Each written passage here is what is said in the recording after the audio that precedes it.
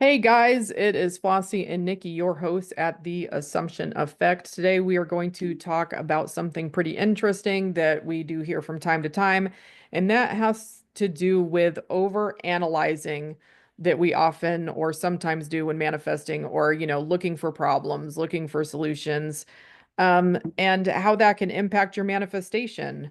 Sometimes during the manifestation process, particularly like if we're either more new to it, or if we are having something that we're manifesting and it seems to be taking a while, we start trying to look for why is that happening? Like, what is the problem? What's going on? And then we start over analyzing every single thought that we're having, every single action that we're taking in the 3D. Should we do this? Should we not do this?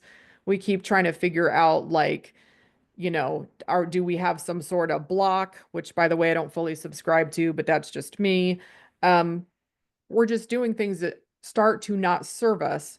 And you have to keep in mind that your 3D reality is comprised of your dominant thought and assumption on a topic. And so if you're constantly looking for your manifestation or trying to figure out what you're doing wrong and looking for problems and overanalyzing every thought, you're basically constantly reaffirming to yourself that you don't have it. I mean, that's what I feel about it. And I feel like that is one of the things that can cause an unintentional delay. You have thoughts, Nikki? Yeah, so, the biggest thing is, that's what everybody else calls lack, right? Living in lack. Basically, constantly reinforcing the fact you do not have what it is you desire. So, like Flossie says, looking under every rock, nook, and cranny, trying to see where your manifestation is. The biggest thing with this, and I think manifestation community can be really screwed up sometimes just because there's so much information out there. There's so many freaking coaches. I'm so tired of the coaches. That's why Flossie and I decided to do the podcast so we can be more real with you guys and actually have these conversations to kind of explain from our point of view and our experience and our clients' experience how this works. So the whole thing is you're going to get all this different information. Oh, well, if you affirm, you may not get what you want because you're in lack just by affirming that you don't, affirming means you don't have it. Or if you notice the time or you notice this or that or whatever, it's like it's too much. It's too much for me to even fucking listen to. I get sick of it after a while. Um, Simply put, you don't want to keep reinforcing the fact that you have negative thoughts. You don't want to keep reinforcing the fact that you have a poor mental diet or that your desire is not here. And the way you do that the best is by finding things in your 3D to focus on that is not your desire. You're not going to lose quote unquote energy or intention, and you're not going to mess up your manifestation by not hyper focusing on it 24/7. I think a lot of the times, by the time a client gets to Flossie and I, they're not typically new to manifestation. They've been through the ringer at some point or the other, whether they've worked with another coach or they've been doing this on their own and they're just not getting results. And for me personally, the hot topic with my clients is timing. And they always notice the timing. And it's been 3 weeks and I've been persisting and I haven't seen anything. It's been 3 months. It's been 3 years. Like we get vast majority amount of people, or it's been 3 days. 3 days to me is nothing. 3 weeks to me is nothing. You know, it's just, but they're noticing the time, which is just reinforcing the fact it's going to take more time. So how do you not pay attention to those things? You know? Well, I mean, there's different ways to not pay attention to the time. I mean, you can use distraction. You can decide that you're going to live your life. We're not meant to be the old cat lady clinging to the sweater with the 50 cats. We're meant to get out and live our life and do other things. And in the manifestation world, that to me also means manifesting other things, d- manifesting things that either you would other like to experience or that would just amuse you, to use as a distraction. But, you know, a lot of people are analytical. I'm highly analytical. I think Nikki is as well. And so for those folks, it is not unusual for some of them to be high anxiety, and then they just start ripping apart every single thought that they're having, every single thing that they do, and they analyze it to death. Especially the affirmations. That's another thing too, is they're over analyzing the affirmations. Do I have the most powerful affirmation? Do I have the affirmation that's going to get my manifestation? Um, you only need to ask yourself like one or two questions. Does the affirmation imply to you that you have what you want? If the answer is yes, goody goody. Does the affirmation overall feel natural to you, like a way that you would speak or a way that speaking of it makes sense to you? Yes. Okay, keep going with it. You don't have to overanalyze your affirmations to death. You don't have to switch your affirmations every 3 days because you're like, well, this affirmation might mean this, or my friend said that it means that, or such and such coach um, is saying that, you can't ever use that affirmation ever. And don't get me wrong. I mean, there's times that I know that myself and Nikki have said, you know what, I personally wouldn't use that affirmation because it really doesn't really imply that you have what you want. And then the client thinks about it and they're like, you know what, it doesn't imply that I have what I want. It literally implies the exact opposite to me.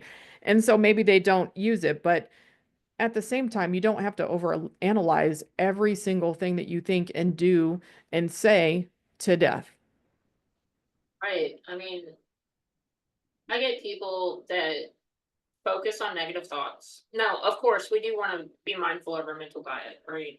You notice a negative thought, flip it, stop it in its tracks, find something else to do, find something else to focus on.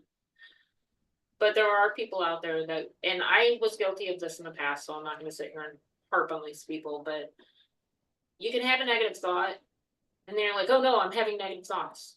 I'm not going to get my desire. And now you go down this rabbit hole, and you're just creating more negative thoughts because you've noticed that you're having negative thoughts. And it's just this constant negative behavior of over analyzing every little thing. What really on paper manifestation should be simple. Create the affirmations the way you would naturally speak them, implying that you have what you want. Negative thinking, flip it. Flip that shit. Mm-hmm. If you can't flip it, what are we going to do? We're going to write a resistance letter, an FU letter. We're going to EFT tap it out. But the thing is, like, your whole entire day shouldn't be focused on all of this. You should set your time aside and you should keep a good mental diet, but don't hyper focus on the negative. Don't hyper focus on what you're lacking. Don't hyper focus on what's not here right now and enjoy the life in front of you. And the other thing is too, is that you don't need to keep looking for a problem or a reason as to why you don't have what you want. A lot of times, I would say when I'm working with somebody and they have their manifestation hasn't, shown in the 3D or their 3D reality hasn't conformed, I would say either one, they're literally affirming things that do not imply that they have what they want at all. Like they'll say, well, SP wants to be with me, and that's all that they're affirming. You can want something all day long. That doesn't mean you're doing anything about it, period.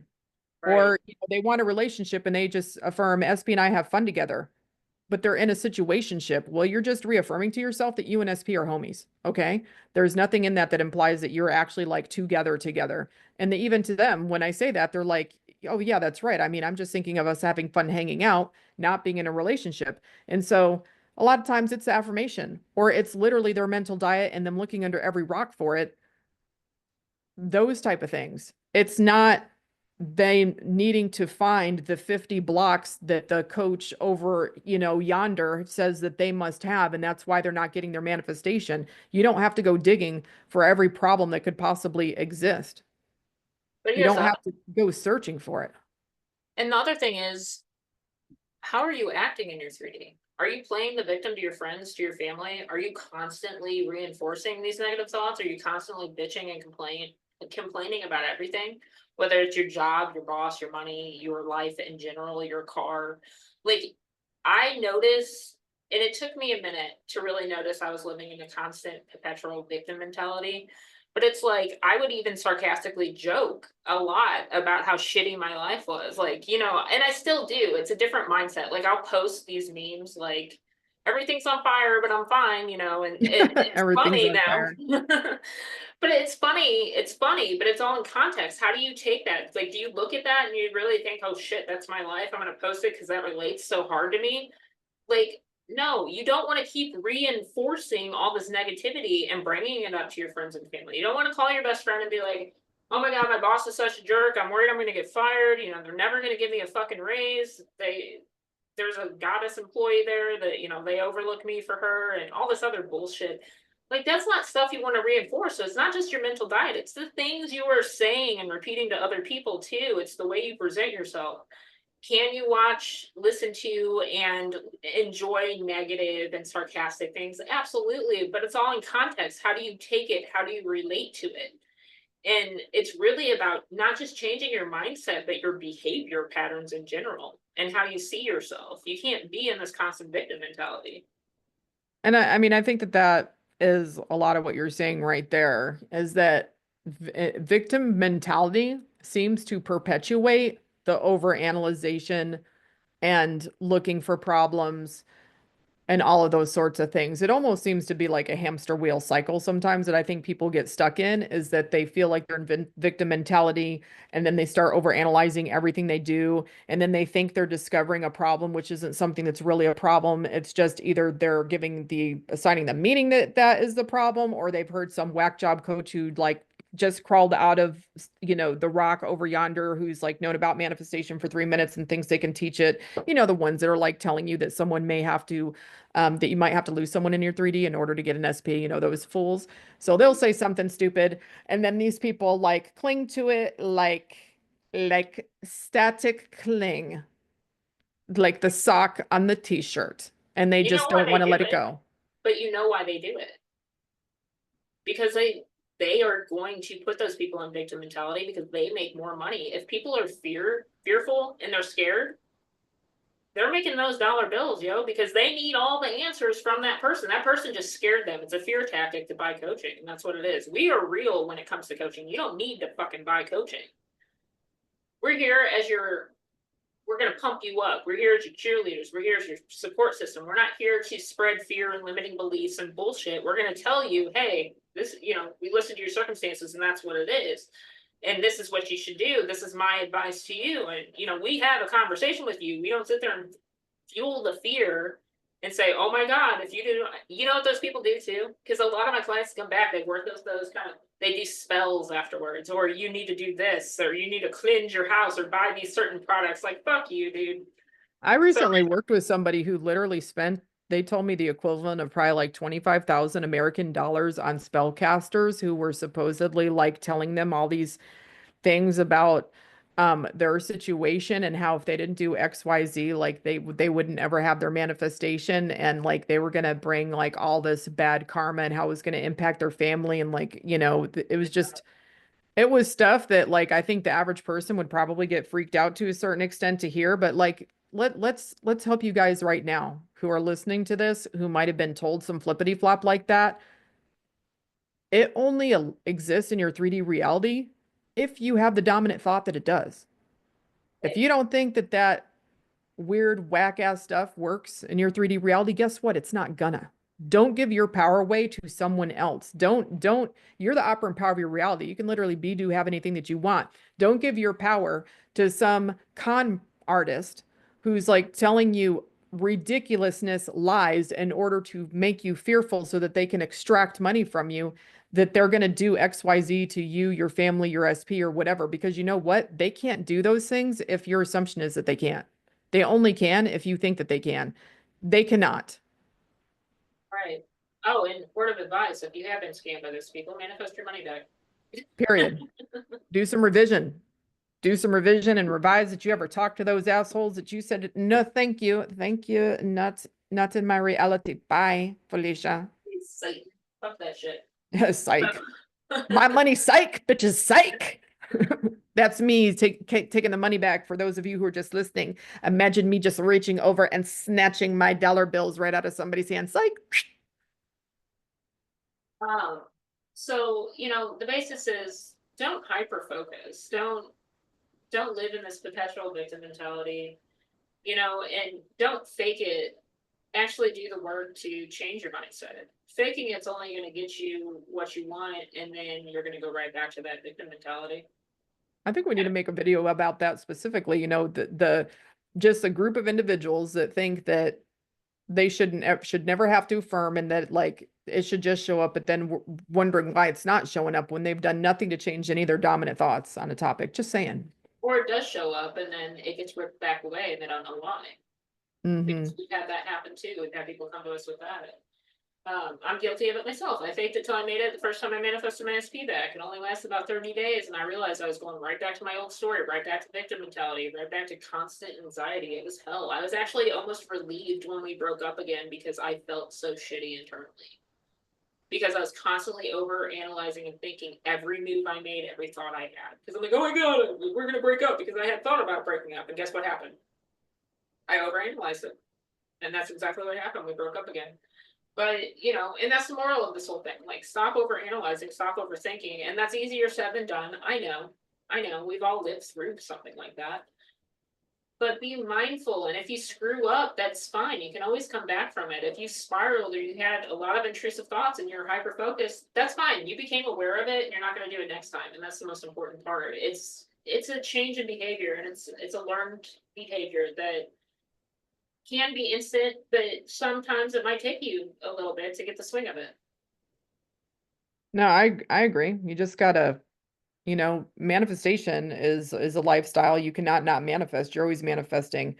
And some people takes a while for them to figure that out, but you literally cannot not manifest. You're always going to be manifesting. So even if you're like, you know what, I don't believe in this shiznit, and you decide, I can't manifest, manifesting doesn't work for me. Well, of course, if that's your assumption, it's going to be mirrored back to you. But even if you quote unquote stop in air quotes manifesting, you're still going to manifest because you cannot not do it. So name of the game is you want to affirm and persist and just get what you want. Don't worry about over analyzing. Don't worry about looking under every rock for a problem or for your manifestation. Just keep going and staying laser focused, yo. Yeah. Period. Period. Till next time, guys. We'll talk to you on the next podcast. See you soon. Bye.